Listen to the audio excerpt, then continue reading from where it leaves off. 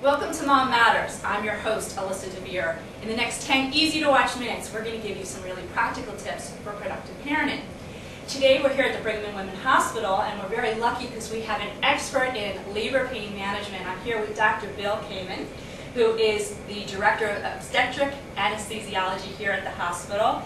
He is also the Associate Professor of Anesthesiology, that's a mouthful, sorry, at Harvard Medical School, and the author of a new book, Easy Labor, which we'll talk a little bit more later, but throughout this session we're going to focus on how do we make labor less painful for all us girls having babies. So thank you for joining us today. Thank you for having me.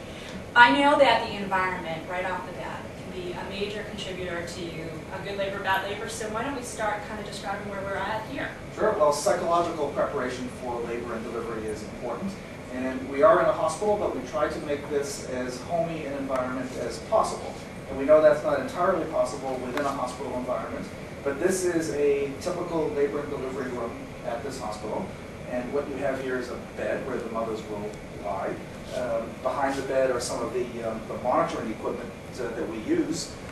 But it's all covered by wood paneling, so we try to make it so it doesn't appear quite so medical.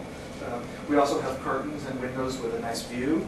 And behind where you're standing, Alyssa, is a baby bassinet where the baby will be placed after delivery. And usually in most normal deliveries, just the nurse will take care of them. But if there are any complications, we have a pediatrician that can come here within seconds, and they'll take care of the baby. But we try to make it as nice and homey an environment as possible. Yeah, and you know, I delivered my two children at two different hospitals, not this one, and they both look so similar to this. So I think it's a pretty good representation, which is great. What is the difference, though, between a hospital and a birthing center, which you hear so much about today? Well, the main difference has to do with both the environment as well as some of the options that are available. Birth centers do tend to be even more homey than environments such as this, and some of the options that are available there are different. For example, you cannot get an epidural anesthesia at a birth center. It's not available. You cannot do a cesarean section at a birth center. Some of the other options regarding some of the other drugs may not be available at birthing centers. On the other hand, there are different kinds of birthing centers. There are some that are called freestanding, which means they're totally separate, isolated units out in the community somewhere.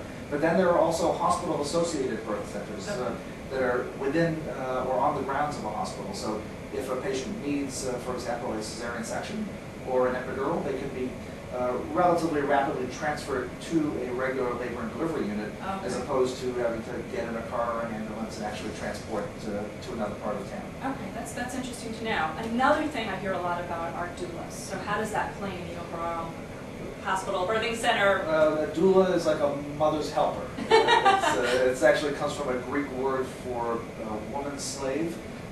But traditionally it's considered a helper during labor. They are not nurses, they're not midwives, so they don't actually do the delivery.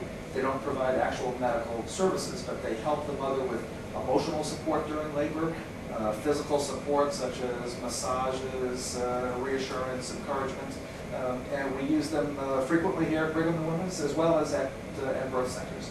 Excellent. Well, thank you so much. That helps explain a lot. We're going to actually take a break because the bulk of the show I want to focus on the actual chemical and non-chemical things that women can do in terms of managing their labor pain. We'll be right back. Hi, this is Alyssa Dver, the host from Mom Matters. I wanted to tell you about this really excellent resource for parents. It's called Parents for Parents magazine, and it's really unique for two reasons.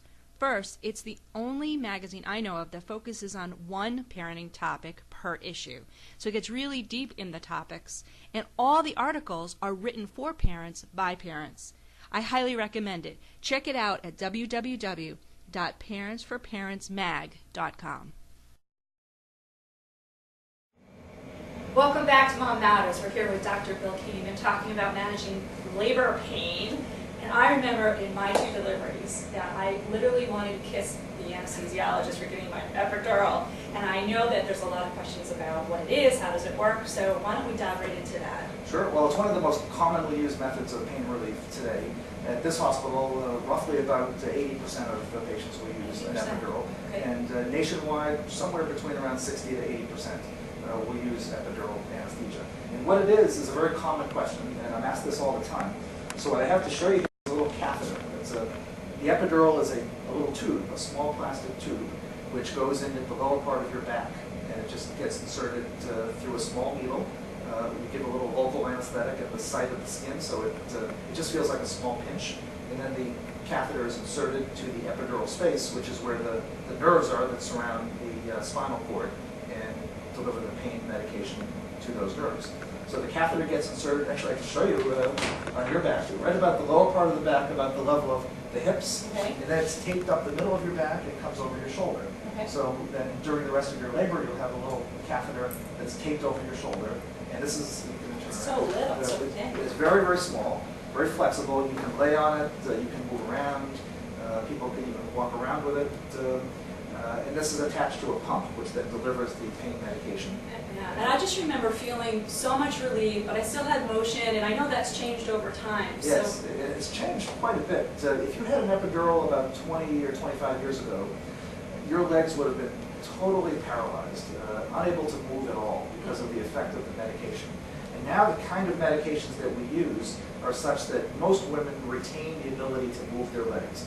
And while they're not generally walking around the hallways with the epidurals, they can have mobility in bed, they can move around, they can sit up, and most importantly, they can help with the pushing stage of labor because the legs will not be quite so numb. And another great advantage that we use at this hospital, and is very common around the rest of the country, is something called patient-controlled epidural, where the pump that delivers the medication is attached to a little button, and the patient can press the button themselves and control exactly how much medication they deliver. That's perfect. I know a lot of our viewers are really into the natural way on all fronts of life. So can we talk a little bit about maybe the non-chemical things that you can do Sure. and Well, make labor there's easier? a variety of non-chemical methods. Okay. One of the things that I understand is most effective is the use of water. You can sit in a tub if your hospital or birthing center has a tub available, or as we have at this hospital in every one of the labor rooms is a shower, and you can get in the shower. We actually have stools in the shower and a handheld device, so you can sit in there and use up the hospital water, and just like getting an intensive athletic workout. You generally feel better if you let some nice hot water pound on you or take a nice warm soak. Same thing in labor, which is kind of like an athletic workout. So some people find this to be more effective than others, but the use of water immersion or a shower is extraordinarily effective, a very calming, soothing environment.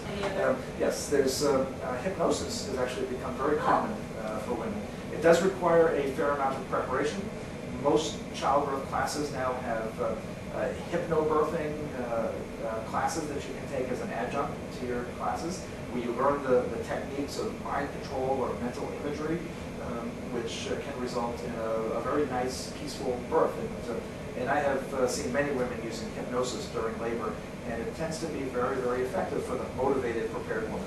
Excellent. And I know people combine these things and all, and I think it's just really an interesting topic. I want to definitely refer people to your book, because I know you talk about all of these different aspects in much more detail than we can do on today's show. But I really want to thank you for being here, because this is a really important topic. If one woman has had babies, trust me, the more you know going in, the better off you are. So I want to close today's show, thank our sponsors, and refer you to our website, which is mom-matters.com. This is Alyssa Dver for Mom Matters, giving you practical tips for more productive